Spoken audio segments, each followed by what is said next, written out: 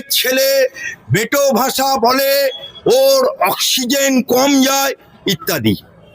এখন অনুব্রত মণ্ডল এখন বলছে আইপ্যাক, এখন বলছে এবি। তা তুমি যখন জেল খেতে এলে তখনও তো তুমি আসতে পারতে, যখন সেদিনকে সিরাজুল মল্লিক স্টিকারটা টিপে দিত, আজকে মমতা বাবুর মুখ্যমন্ত্রীও হওয়া হতো না, আর মমতা বাবুর আজকে নাচনে কোদনে হেলেনের নাচও বাংলার মানুষকে দেখতে হতো না, আর बंगाल के कंगाल होतो ना। मेरा हाई कोर्ट इतना जोर से थप्पड़ मारा जो आज खुद तीन एटे अपनी गल पाए हेटे कंठस्वर प्रकाश करते। आज गे এবি পন্থী বা মমতাপন্থী দল মানে তাদের সংগঠন ছেড়ে এখন ঋতব্রতপন্থী হয়ে গেল। এই যে দল পরিবর্তন, অর্থাৎ তৃণমূলেরই এখন এরা এ টিম, মমতা বাবু বি টিম। মানে সুব্রত মুখার্জি প্রয়াত, তিনি একটা শ্লোক বলেছিলেন মমতা ব্যানার্জির বিরুদ্ধে, পার্টিকুলার মমতা ব্যানার্জির বিরুদ্ধে, যে ওপরটা সবুজ, ওপরটা সবুজ আর কাটলে গেরুয়া, অর্থাৎ কুমড়ো। এখন মদনা এতদিন ছিল সবুজ, হয়ে গেল ঋতব্রতের কুমড়োর মতো গেরুয়া তৃণমূল। এখন কেউ কেউ বলবে বালিশ চাটা তৃণমূল, কিন্তু বিরোধী দলনেতা হিসাবে আমার হাইকোর্ট এবং বিধানসভা অ্যাজ এ বিধায়ক হিসাবে, টোটাল বিধায়ক হিসাবে, তৃণমূল বিধায়ক হিসাবে বিরোধী দলনেতার স্বীকৃতি পেয়েছে। এবং যে 21শে জুলাই কংগ্রেসের ছিল, যেটাকে মমতা ব্যানার্জি হাইজ্যাক করে আমাগো দেশ বানিয়ে ফেলেছিল, আমাগো শহীদ দিবস 21শে জুলাই, যে 21শে জুলাই গান গেয়েছিল, একটা বক্তা হিসাবে প্রথম আবির্ভাব হয়েছিল রাজন্না হালদার, যে চপকে চপকে गूंज उठेगा अभिषेक दादा को नारा लगेगा, ममता दीदी को नारा लगेगा। ও রাজন্না আজ আর নেই। আবার ওখানে লাগাও সাইনি, সেই লাগাও সাইনির ওখানে দে দে মাঝি হেলা করিস নে, পাল তুলে দে যাবো মদিনায়, সে গান আর হবে না। সুতরাং ওই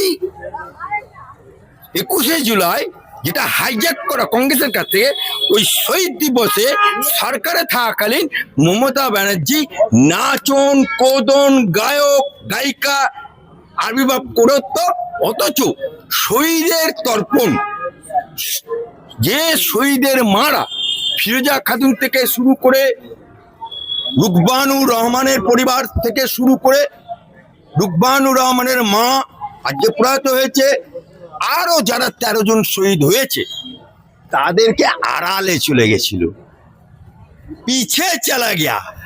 আর সব থেকে দুঃখের বিষয়, সব থেকে করুণের বিষয়, মমতা ব্যানার্জির ক্যারেক্টারের বিষয়, যে 21শে জুলাই ছিল যুব কংগ্রেসের রাইটার্স বিল্ডিং ঘেরাওয়ের ডাক দিয়েছিল যুব কংগ্রেসের নেতৃত্বে। কিন্তু লেট মি ফিনিশ, প্রদেশ কংগ্রেসের সভাপতি শোভেন মিত্রের কোনো অনুমোদন ছিল না, কেন্দ্রীয় কংগ্রেসের অনুমোদন ছিল না, তথাপি তিনি সেদিনকে ঘেরাওয়ের ডাক দিয়েছিল। সেই জন্য বামফ্রন্ট সরকার ওই পরিকল্পনাটা বুঝে পেয়ে গেছে যে মমতা ব্যানার্জি এখানে একটা অঘটন ঘটাতে চাইছে, সরকারি সম্পত্তি লুটপাট করতে চাইছে, ঘেরাওয়ের নাম করে তর্জন গর্জন করতে আসছে।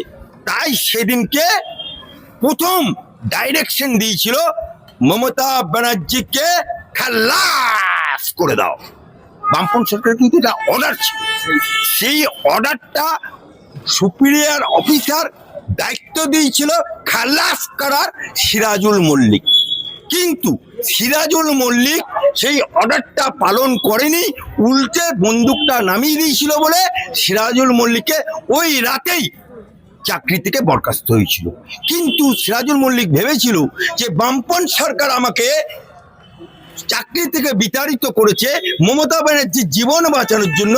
সেই সিরাজুল মল্লিক বহুত আশা করে, বুক ভরে আশা নিয়ে ওই মমতা ব্যানার্জির কাছে গেছিল। কিন্তু 15 বছর ক্ষমতায় থাকাকালীন এই নিমক খারাপ মুখ্যমন্ত্রী, এই মির্জাপুর মুখ্যমন্ত্রী, এই ডাইনি মুখ্যমন্ত্রী, এই অভয় হত্যাকাণ্ডের মুখ্যমন্ত্রী, তামান্না হত্যাকারী মুখ্যমন্ত্রী ওই সিরাজুল ইসলামকে মন্ডলকে মুসলমান তাকে চাকরি ফেরত দেয়নি। আজও সিরাজুল মল্লিক চাকরি থেকে বহিষ্কৃত আছে। তাই আমার সিএম শুভেন্দু অধিকারীকে বলছি, সবকা সাথ সবকা বিকাশের সরকার।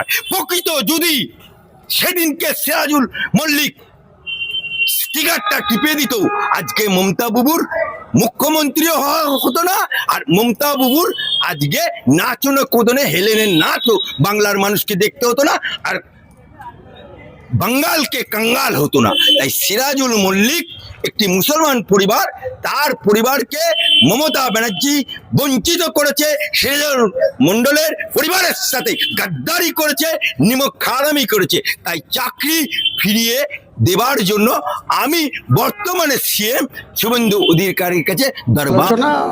বলার কিছু অবকাশ নাই। পুলিশ বিজেপির দলদাসের ভূমিকায় অবতীর্ণ হয়েছে। মুর্শিদাবাদ বহরমপুর পুলিশ পিডির পুলিশ, বিশেষ করে রেজিনগর শক্তিপুর থানা এলাকা, এসডিপিও বেলডাঙ্গার নেতৃত্বে, ওসি রেজিনগরের নেতৃত্বে যে জিজ্ঞাসাবাদ,